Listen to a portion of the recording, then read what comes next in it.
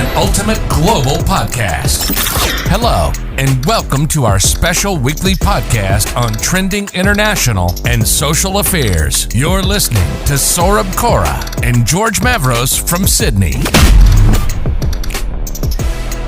Well, welcome again to another exciting series of episodes that we are covering. As a special series of episodes with politicians, it's a very rare kind of series that we have started a few months ago, but it has gained a lot of popularity amongst our audience. So we're pretty happy to continue doing it with a series of politicians that we kind of chose. And we have chosen to talk on different topics of interest without making it too political, but still talking about something which is more valuable for our audience. So in today's episode, we're talking about strengthening the bilateral relationship between India and Australia, which has been at its peak in the last few months, when both the prime ministers have kind of visited each other's countries. Firstly, Prime Minister Anthony Albanese visiting India in the month of March, and then Prime Minister Modi coming here to Sydney and extending that warmth. That was a much needed warmth, I would say, and a kind of a refresher for this relationship. So to talk about this, we've got Jodi McKay, and she is the former New South Wales opposition leader. She was the opposition leader from June 2019 to June 2021, and she was also the New South Wales Shadow Minister for Multiculturalism, which I suppose it's a very, very interesting portfolio when you are dealing with different kind of cultures and understanding them as well. She is also an expert in the bilateral India-Australia relationship. She's the national chair of Australia's leading business chamber, which is dedicated to promoting the bilateral trade and investment between India and Australia. So I would say this is a very interesting topic, which sits right in the expertise of Jodi. So why not, Jodi, you start off with a bit of your story on how did you decide to kind of enter into politics, and then how did you kind of move towards becoming an expert now in the India-Australia bilateral relationship, before we kind of talk more about different things? Oh my gosh, Saurabh. So you just want me to basically give you my whole life in a couple of minutes, right? So let me start. Yeah. Okay. So let me start about why I went into politics. So like so many people, I went in to make a change and make a difference. And I was my first time in politics was actually in 2007, and I was the member for Newcastle. I was also a cabinet minister between 2007 and 2011. I had a range of portfolios. Then I went out of politics. And then I went back in again as the member for Strathfield in 2015. And I had 6 years then representing that wonderful community. And that is at the time where Labor wasn't in government. So therefore I was a senior shadow. And then I became, as you said, the leader of the opposition. And I retired from that role in 2021. And then I left politics in the December that year. So I've had, about 18 months out of politics and really enjoying it, to be honest. So how did I go from that into the India-Australia space? Well, my love of India started with my community. So in Strathfield, we have a significant Indian Australian community. And I really did immerse myself in the vibrancy and diversity of India and the community I represented. So when I left politics, I thought about what I enjoyed and what I was good at, and also what I saw as the opportunity. And so I picked up on the bilateral relationship. So what I had started in politics, I continued post-politics. So I became the national chair of the Australia-India Business Council. I'm the first non-Indian national chair. I've also got a Vice Chancellor's Fellow role for South Asia with Western Sydney University. And also last week, I was appointed to the board of the Centre for Australia-India Relations by the Foreign Minister. So you can see that I've got this kind of collection of roles that are really around the bilateral relationship. And it is such an exciting time to be in this space. Marvelous. I think you did a pretty good job with that elevator pitch, or a short story of your life. I could go on, but that'll do for now.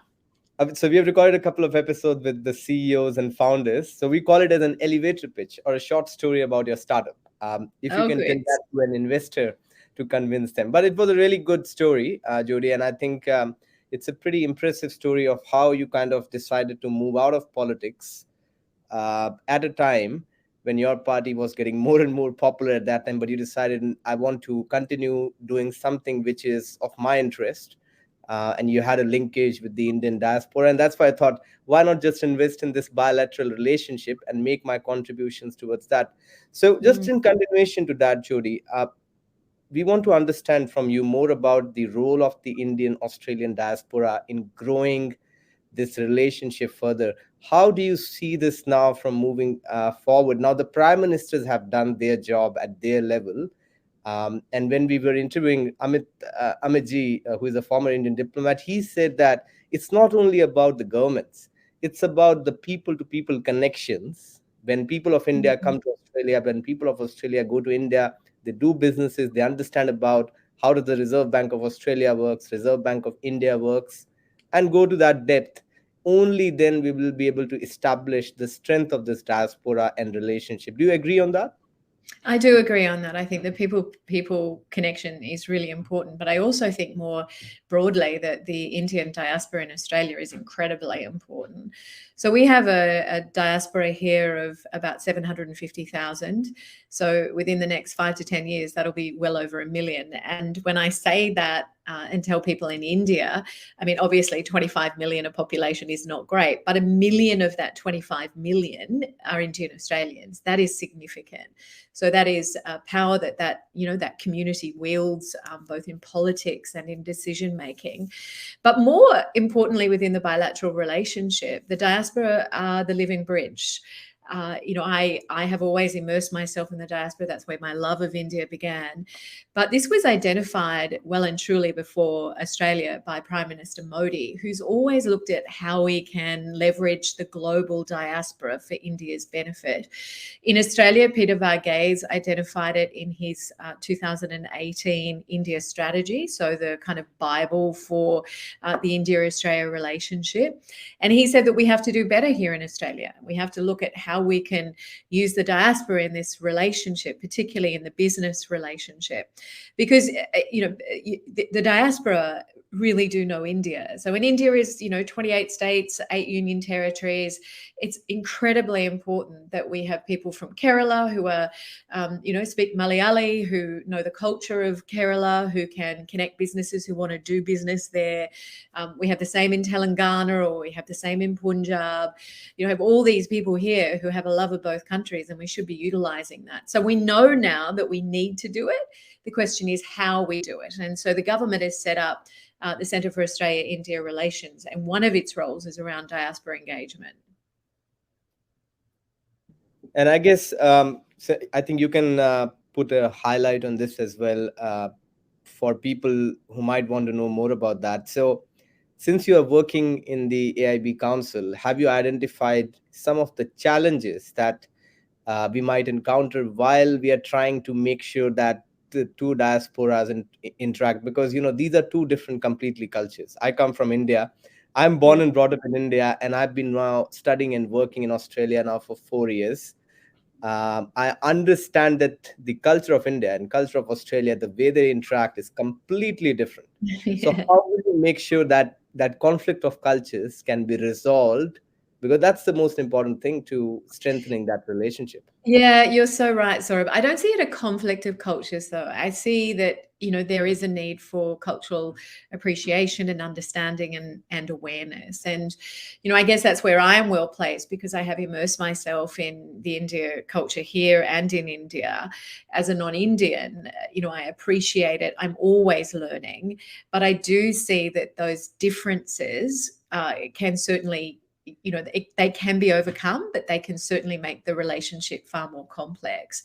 So I think that there is a couple of things that we need to do. One is that, if I look at doing business in India, what we always say is, at the very least, start with finding a trusted partner. So find someone in India that knows, the sector, or knows the state, or someone that you absolutely trust.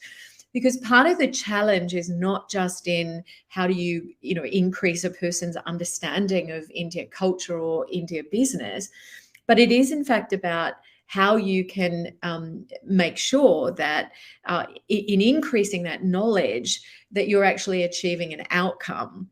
So, demystifying India is really important. And I would say that is the major issue we have here in Australia, because people still see India of 15 to 20 years ago. They went backpacking in India, they see an undeveloped India. India has changed so much. The progress is extraordinary.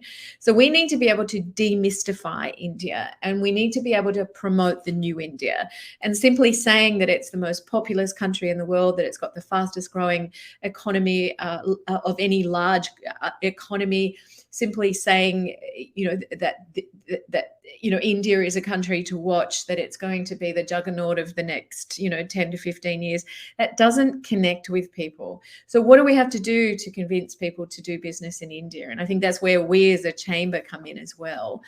So there's a role. You mentioned what Amit said in regard to government and then where business comes in. But I think government has done a pretty good job of setting the environment.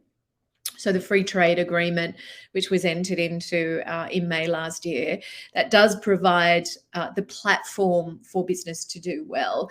It's just we've still got some way to go to convince Australian businesses in particular. After the free trade agreement, we saw just this run of Indian ministers wanting to come to Australia to promote it. We hosted, Trade Promotion Council delegations. We had DFAT Special Visitors Program, which hosted so many visiting dignitaries. So we had this run of enthusiasm from India, and I think Australia was pretty slow to react and to give the same back. As you said in your introduction, since we've seen Prime Minister Albanese there in March and Prime Minister Modi here this month, we have seen things improve. But it is a slow journey, and we've got to do more to highlight the opportunities. Absolutely. And I think we have taken the right steps in the right direction, and you have to start from somewhere. So someone has started that right step, which is a pretty good sign for both the economies as well in the long run. Now, this is going to be a dicey question for you, Jodi. I'm sure if George would have joined by now, my co-host, he would have asked you for sure this thing. What has been the most challenging part of your role? You can talk about, pick one from while you were in politics, and maybe pick one from when now you're out of politics. Is there anything challenging that you find about your role, and how do you overcome that challenge? Because this is something, it's a great learning curve for anyone who is in or outside politics, just to understand how does a politician thinks, what kind of challenges they face, or once they leave politics, how do they overcome challenges? Okay, so I'll give you one for both. So in terms of leaving politics, I guess it's then, well, what do you want to do post-politics? Because it is such a change. So for me, as I said, I looked to what I enjoyed, where I saw enormous opportunity, and I've ended up working in the bilateral, India-Australia space. So when you leave politics, you've got to think about what you want to do post-politics. And then when I was in politics, I think, one of the most challenging things that happened to me was knowing when to step down as opposition leader. You mentioned that, we look like forming government. We would have formed government. It was time, but it was also time for me to step down. And I think, one of the challenges that I had was accepting that good leadership is about knowing when to step up, but also when to step down. And so that was, for me, a bit of an epiphany, because the impact on me personally, in giving up leadership was challenging, was difficult, but it was the right thing for me to do and for our party at that particular time, because I needed to bring people together so that we would win, and and that's what I did, and that wasn't easy, but it was the right thing to do. And what about outside of your political life? So now in your role, is there anything that you find challenging? I guess I'm a lot. I mean, this is personally. I guess I'm a lot like there are other people out there probably feeling the same as me, which is how do you pay your mortgage? How do you buy groceries? How do you do all the things that you need to do? But also, how do you try and get some balance into that? And I think what COVID taught us was that, it is okay to work from home. COVID taught us that, perhaps being in the one job for a long time it's okay to change jobs. There are a range of things that COVID experience, I think, gave individuals. For me, it was, okay, well, life is so short. How do you pay the bills? How do you invest in your professional life? But also, how do you get a balance there? So what I've tried to do, my husband and I, is we spend time in the country where I grew up, a little place called Gloucester. I was there over the weekend. It's a farm, and my mum is there. She's in aged care. But what we're both trying to do is to say, right, every second weekend, we're actually going to go away. So yesterday I spent the day in the garden, and I pruned the roses. I went and saw my mum. Then I mucked out the stable because it had been there a long time, but we hadn't actually cleaned it up. So I watered my garden, and those sort of things. I think I think they're really important. They're kind of soul nurturing. So for me, that's been really important since leaving politics, mostly because I didn't have time when I was in politics. So leaving has been, for me, quite transformational personally as well. And I think this is one of the challenges that not only the Indian and the Australian economies are facing, but the global economy is facing at the moment. The increasing interest rates, increasing house prices. We know how much the cost of living has increased. Personally, for us, we are in Sydney, but even around the world, I think it's the same case. So, how do you see this also acting as a major variable of coming back to today's topic of this India-Australia relationship? Because these parameters and these variables of what's happening externally outside of India and Australia kind of also affect how this relationship evolves ahead, isn't it? Yeah, look, I mean, I can, you can talk about housing prices, you can talk about interest rates, you can talk about the price of groceries, inflation, unemployment, you can talk about all those issues. But I guess if I was to relate it to the India-Australia relationship, I can talk about the fact that we have to be a trading nation. So, we actually have to, we've always been a trading nation because of our proximity. But usually, I guess, historically, that's been around resources, the resources sector. So what the agreement with India does, I think, is really open a range of other opportunities. So, for instance, there's a focus in the free trade agreement on lamb meat to India, on seafood, on lobsters. There's a focus on the other side for skilled labor. There's a focus on encouraging young people from India to come here and study STEM subjects. This free trade agreement, the strategic partnership, is so broad. And then later this year, we have the finalization of that with something that the acronym is called CECA, which is the Comprehensive Economic Cooperation Agreement. But I raise these issues in the context of being a trading nation and looking at how we build our economy more generally. So the free trade agreement has a target of about 45 billion by 2030. So our current two-way trade with India is 27 billion. It wants to increase to 45 billion because of the ECTA. But when the Trade Minister, Piyush Goyal, was here just after the agreement was announced, he pushed that to a really ambitious target of 100 billion. So, there is so much potential within this relationship. And, there are many variables that play into the stability and security of an economy. But from where I come from, trade is important. And that's always where I look at it, apart from the fact that my mortgage payments are through the roof and we're having to sell our house and a whole range of things. But, from where I sit as national chair of the AIBC, that's my focus when I look at the economy. That's very interesting. And one of the intriguing points when I also looked at your profile, Jodi, was that you are currently the Vice Chancellor's Fellow for South Asia within the Western Sydney University. So you are kind of helping the industry and research outcomes towards a better international collaboration.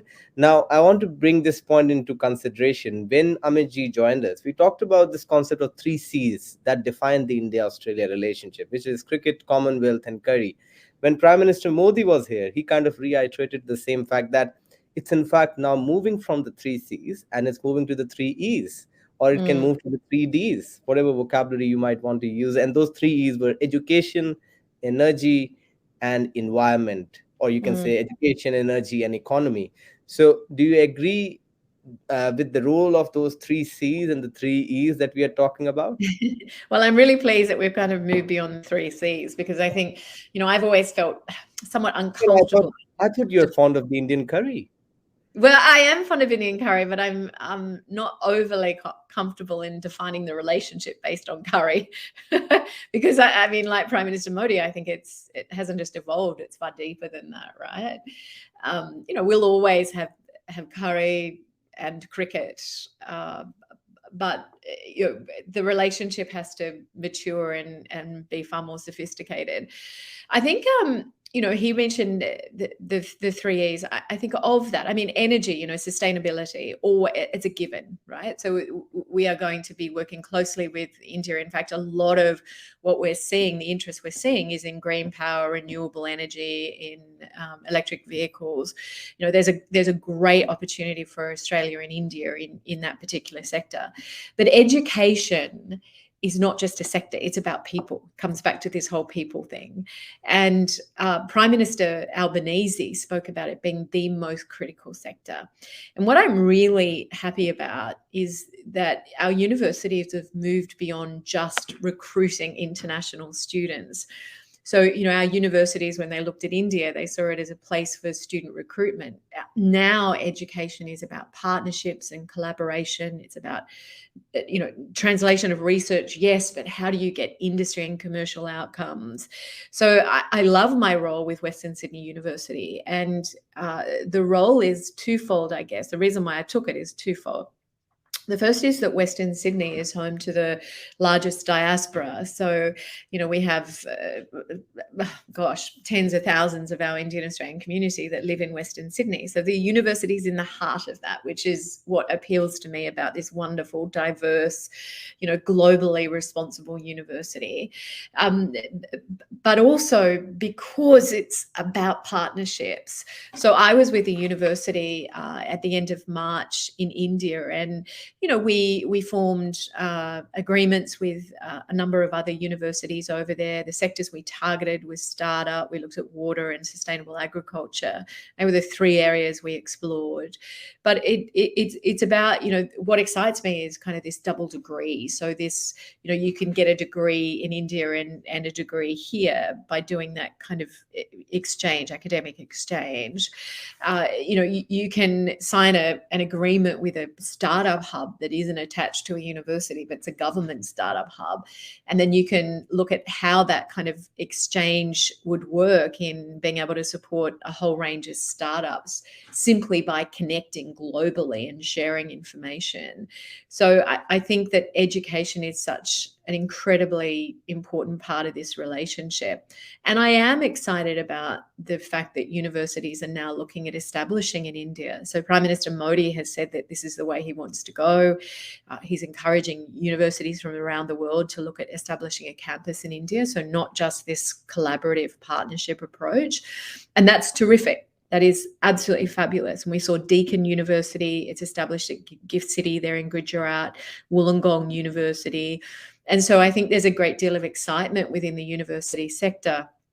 But there's also an awareness of risk. And this is, I think, where when we talk about demystifying India and the work that the Modi government still has to do, it has to be about managing that risk for universities, managing risk for companies, because they've traditionally seen the complexity of India and it being, high risk. It's not, it shouldn't be.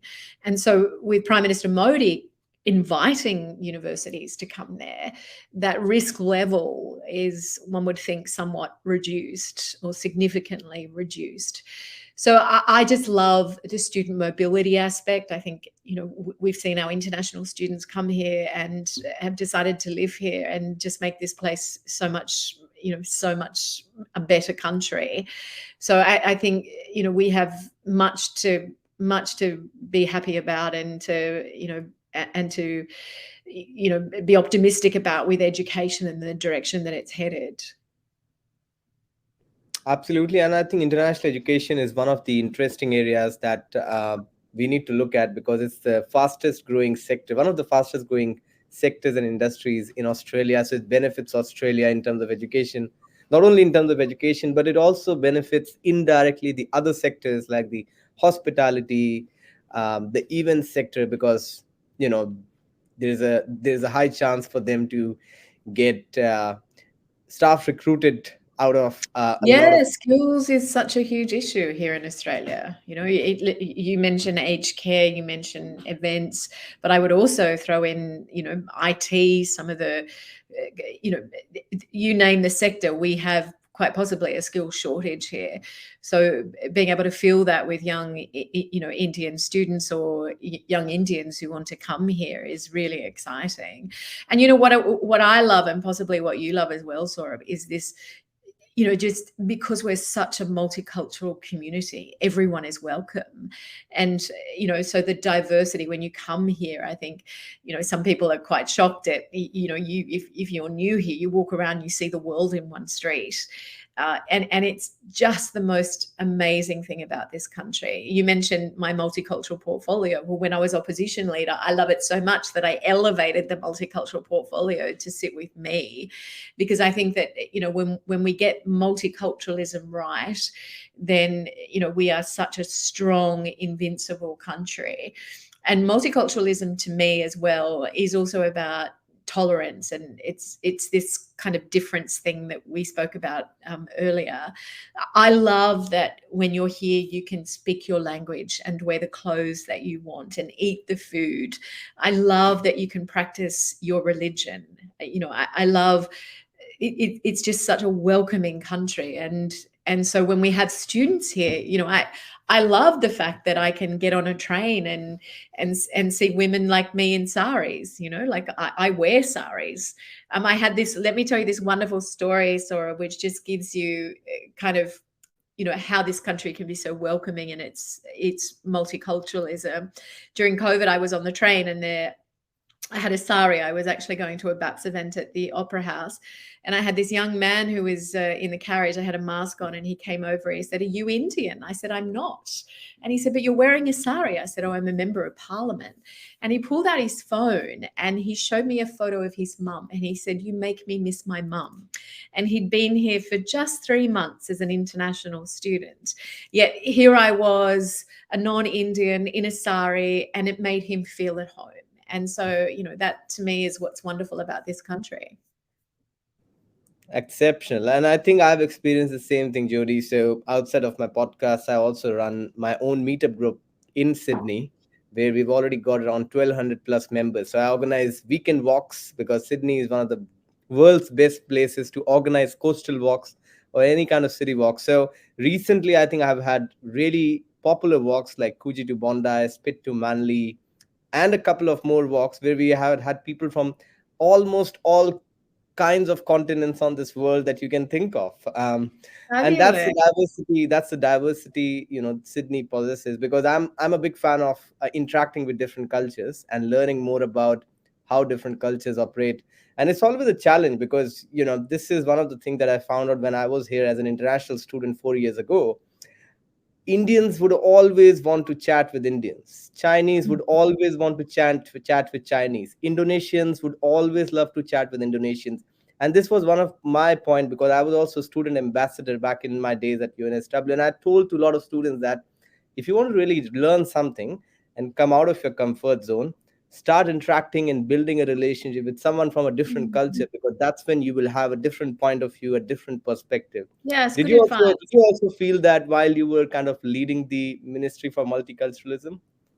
Yeah, it's interesting. I mean, there's the pros and cons of that, right? So, I always go to, on the weekend, there was a big Sikh Awards here, right? So that's defined.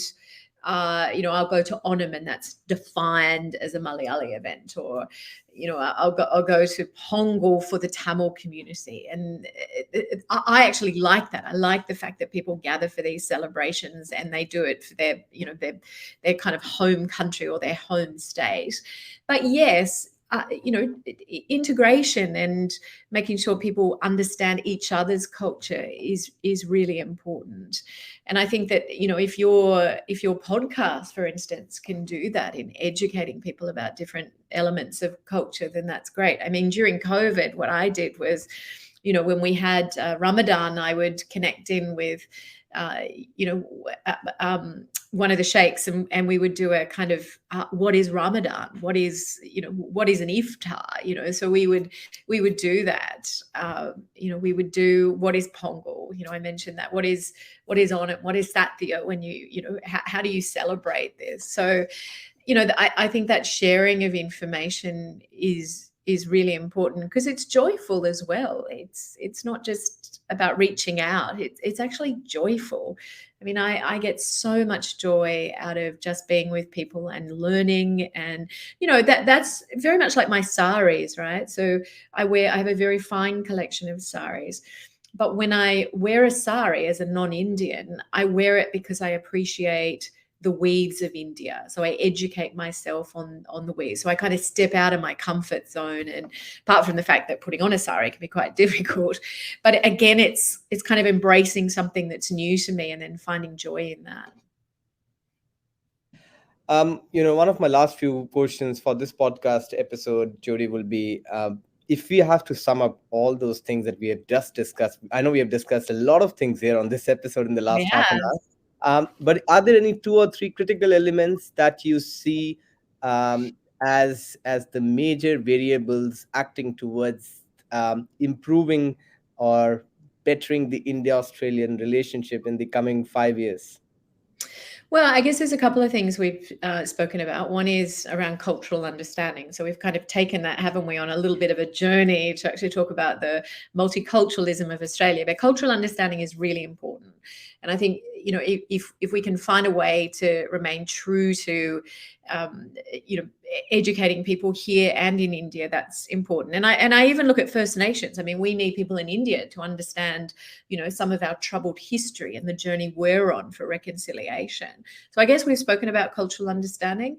I think we've talked about the need for us then to demystify India so that we take advantage of all the amazing opportunities, full advantage of that. And I guess the sector that we've focused on today is around education.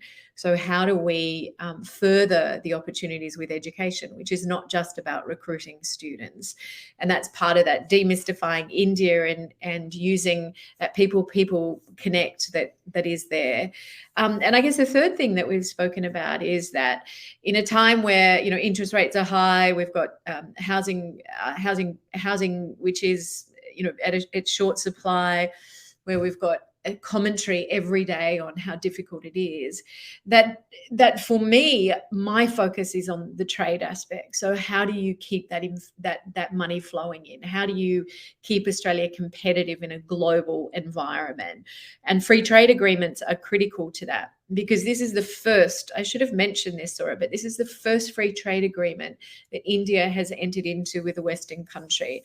They've chosen Australia, the first country to acknowledge India independence 75 years ago. There's been a strong friendship, but we've moved beyond that to being kind of best friends now. So, I think the times ahead are really exciting. I'm thrilled that I'm in this role, that I get to actually talk to people like you about it and to make people understand, because it all comes back to understanding between two countries. But we have the diaspora, we have people, we spoke about that. And probably that's the best place to end, which is where we started, on the importance of our diaspora and, the enormous contribution that the Indian Australian community makes to this country.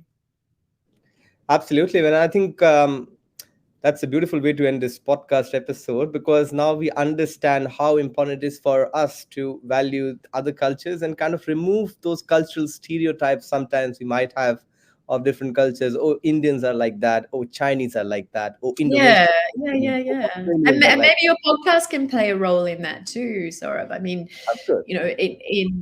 in at particular times of the year that are important, it would be lovely to kind of bring someone in to focus on that. Whether it's Hanukkah for the Jewish community, or like I said, Ramadan, or Easter or Christmas for the Christian community, Diwali for the Hindu community. There's so many things that I think we can share that just makes us so much stronger. Absolutely. Well, thank you so much, Jodi. I want to wish you personally all the very best in the role that you are in with the university and with the Australia-India Business Council. I hope that you're able to achieve whatever goals you have set for the next few years. Thank you, Saurabh, and good luck with your podcast. Congratulations on all you've achieved as well. It's fabulous, and I'm really excited to be here with you. Thank you so much, Jodi. I hope to see you soon for a cup of coffee, if possible, sometime in Sydney. This is an Ultimate Global Podcast. Hello, and welcome to our special weekly podcast on trending international and social affairs. You're listening to Saurabh Kora and George Mavros from Sydney.